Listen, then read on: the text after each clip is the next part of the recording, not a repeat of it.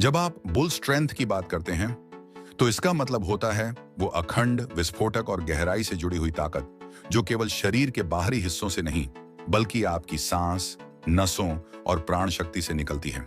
और इस शक्ति को जगाने का एक भूला हुआ देसी रहस्य है। लेकिन उससे पहले एक छोटी सी असली घटना सुनो। एक बार की बात है, महर्षि दयानंद सरस्वती एक शहर के चौराहे से गुजर रहे थे।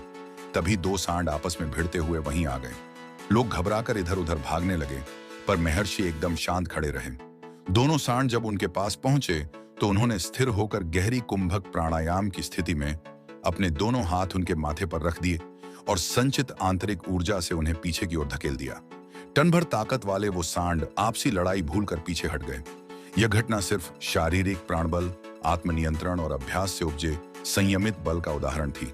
इसका राज था कुंभक के साथ वर्कआउट करना, मतलब एक ही सांस में पूरा अभ्यास। हर एक रेपिटेशन को करना है एक लंबी सांस के अंदर, बिना छोड़े कुंभक यानी सांस को रोकना।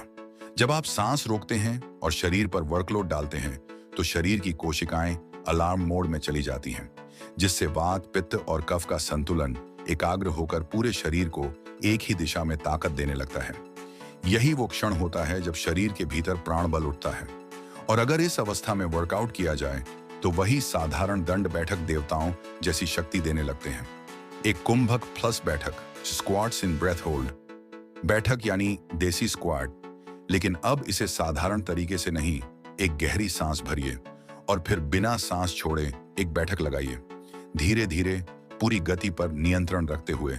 ये अधिकतम समय में होना चाहिए, यानी ज्यादा से ज्यादा समय में एक रिपीटिशन करना है। जब आप उठक बैठक लगाते हैं और हर एक रेप एक गहरी सांस भरकर फिर रोके हुए सांस के साथ करते हैं तो आपकी जांघों की मांसपेशियों पर एक गहरा दबाव पड़ता है।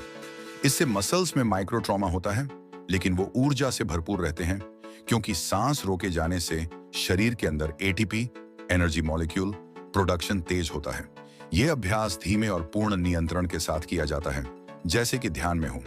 यह बैल जैसी जिद और स्टेमिना देता है। तो कुंभक प्लस दंड, डीसाई दंड विथ ब्रेथ होल्ड। अब बात करते हैं रामायण युग के पुशअप दंड की। लेकिन यहां भी नियम वही, सांस भरिए, रोकिए और फिर एक दंड। धीरे धीरे उठना, फिर उसी सांस में नीचे आना और ऊपर आना है। ये अधिकतम समय में होना चाहिए, यानी ज्यादा से ज्यादा समय में एक रिपीटिशन करना है।